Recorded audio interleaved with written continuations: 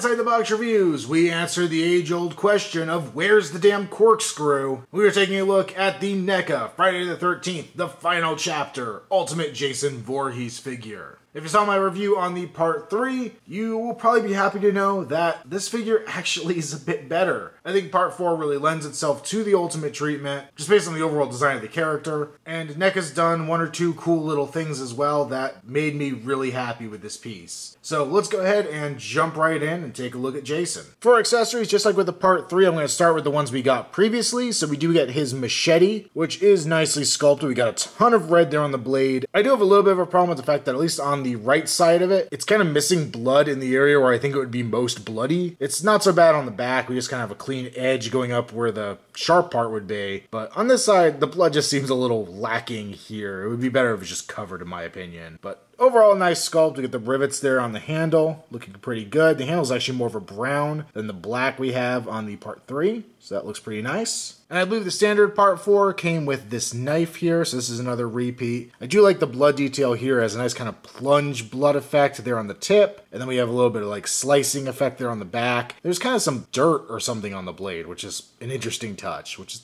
I kind of like. Once again, a nice brown handle with the rivets intact. A decent little accessory here. And then our last repeat, the axe that came with the battle damage version. It's a very clean axe. It's the only accessory he has that doesn't have blood all over it. Nice silver blade there and a nice light tannish handle. It is kind of lacking much in the way of grain effect on the handle. It actually looks like it is sculpted in there, but it's very, very light and it looks like there was no wash done on it to bring it out. But not too shabby. And as I showed at the beginning of the review, we get the infamous Crispin Glover corkscrew. And that made me really happy. That was one of the things I saw when they first revealed the figures that made me smile and think I might actually pick it up. We have some nice blood effects going there on the screw itself, but all the little mechanisms in here are actually nicely sculpted and it came out pretty well. This is probably a very fragile piece. These arms especially feel like they would break if you're not careful with them, but he actually holds it decently as you saw at the beginning of the review, and for what it is, I'm pretty impressed. To go along with that, we also get the meat cleaver, which is used in the same scene. I think it might be used elsewhere in the film too, but that has a great blood splatter. It's a multi-tone blood splatter, which is neat. You get the little hole up there in the blade. Same kind of detailing here on the opposite side. And then we just have the standard brown handle on there. No rivets or anything shining through, but another cool little accessory, one I'm happy to have. And then Jason's last weapon is the bone saw that he uses to take out Axel the coroner at the beginning of the film. This looks great. I love the kind of weathering they did on the silver part of the handle here. And I know like it's for a coroner or a mortician or whatever, but you know, I would still think you need to be a little cleaner than this if you were in a morgue. But we have a nice saw blade here with some nice blood splatter. Saws are just weapons we don't normally get in horror movies, so it's kind of neat to have an accessory of one. And then last but not least, we get the Pamela Voorhees tombstone, which looks really nice. There's some kind of speckling throughout it to give it a stone look. We have the indentation here, the Pamela Voorhees, her years that she was alive and at rest. This looks pretty darn nice. We can compare it with the old Mezco one, and as with most things Mezco, it's a little bit bigger than the NECA version. You know, it's funny, the text on this one I thought was sunken in, but it actually is slightly raised. It's just raised a lot more prominently here on the Mezco version. But both are great display pieces, depending on how you want to have your figure displayed if you have both. But I am glad that NECA gave us a new one. As I mentioned in the part 3 review, one of the things that bugged me with that figure was the blood on the neck, and thankfully we don't have to worry about that here with the part 4. We don't have anything on the neck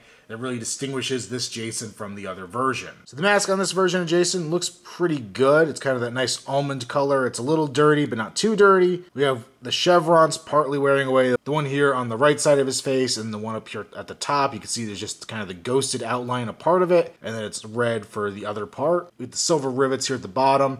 The straps do sit much more flush with the mask than they do on the part 3. With the axe wound, the blood has kind of a nice coagulated, dried up look, being a little more purple. And I love that you can see the eye through the mask in the right lighting. That gives it kind of a creepy factor. Spin it around, you see the ears nicely sculpted. We got some veins in the head as well. I was kind of wondering for a minute if those veins were supposed to be strands of hair, because I know part 4 Jason still has a little bit of hair left. So I was kind of half wondering if you painted those black, if they'd almost look like they were the hair strands he should have. But either way, it looks pretty good. I don't really need to have painted on hair on my part 4 Jason. It's kind of distracting, I think. With the silver adjusters back there on the back of the mask, and you can see a little more detail on the side of his face. Peel the mask off. Once again, a very rubberized piece. And one of the best unmasked Jasons in the whole series, definitely. NECA did a pretty good job with this sculpt. They got the teeth sticking out of his mouth. He's kind of a closed mouth, or as much as he could with this face, really. There's all the deep wrinkles and deformities there. We got the one good eye and the one dead eye. A lot of great detailing up here around the cut in the head. It's very dark on the inside and kind of has a bruising effect going on, which I think looks really, really nice here in the figure. The wash, once again, is a little extreme. Definitely a little more extreme than the neck itself, but it's not quite so bad here because the overall figure is a little darker than the Part 3 overall, so it's not quite as much of a standout thing, but it is a little annoying to me. Once again, this head is removable, and then we could swap in the battle damaged head. And this is something that made me really happy with this figure. NECA really could have cheaped out and given us the one mask and just the two heads, but they did opt to give us a second hockey mask with different decoration on it. This, I believe, is from the end of the movie. I could be wrong. I'm not a total expert on what the mask looks like from scene to scene, but we are missing the two lower chevrons are completely gone, just kind of a ghosted mark there on either side, and the top chevron's kind of the same as the previous mask where half of it's missing. We once again have the blood effect there at the top, and then we kind of have like a crack going down from the axe wound down to the eye itself. Straps, once again, are fairly flush with the mask. This one here on the, I guess his left side is coming up a little bit, but overall much better than the Part 3 in my opinion. Then you can turn the head around, you can see a little more blood sticking out of the sides of the mask, but nothing really all that different from the normal head until we take the mask off, and we get a very different expression, an opened mouth look. NECA did some great work there in the gums and the tongue and everything. It looks pretty good in there. And then the one eye is now closed, and we have the open slot there for his machete wound. We get a little more blood going on there, but not tons of it. And as you would expect, we could just slot that machete right in there and recreate the final scene from the film. The rest of the body is very similar to the Part 3. We have the big bulky green shirt, kind of a darker green than the Part 3 had. We do get the two flapped pockets as opposed to the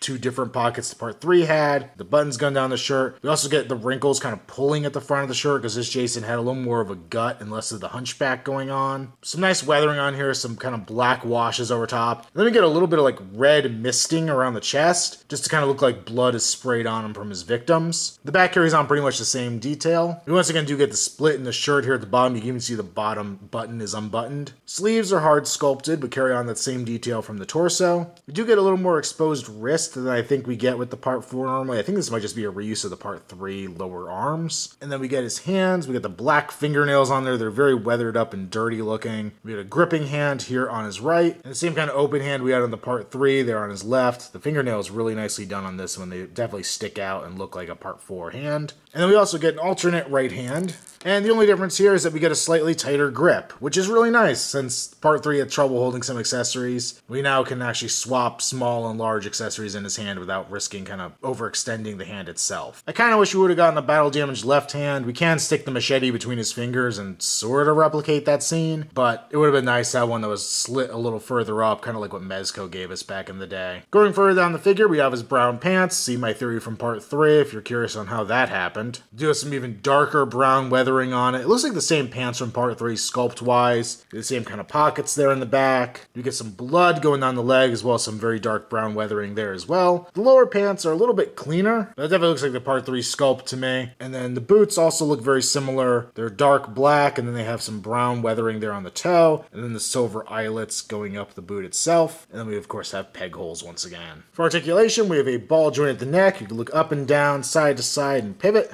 The arms will go forward, back, as well as out to the side, about 45 degrees. You could bend, probably about 45 degrees there at the elbow, as well as rotate. We have a ball joint at the wrist, so you could swivel, as well as move a little bit up and down, but go too far and the hand's just going to pop off. The mid-torso ball joint, so you can go side to side, forward and back, as well as pivot. The legs will go forward, back, as well as out to the side. He has that diaper, rubber butt situation going on here.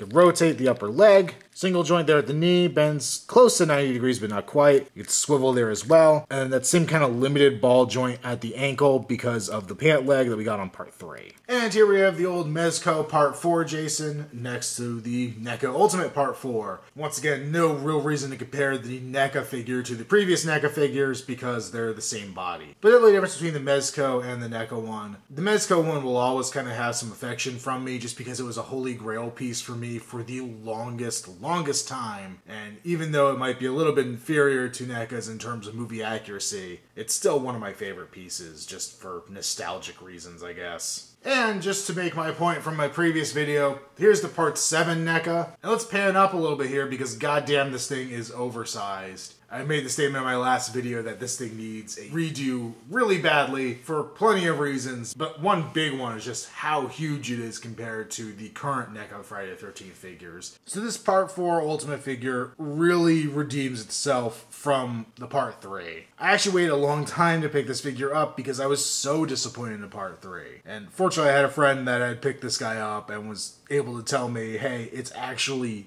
good.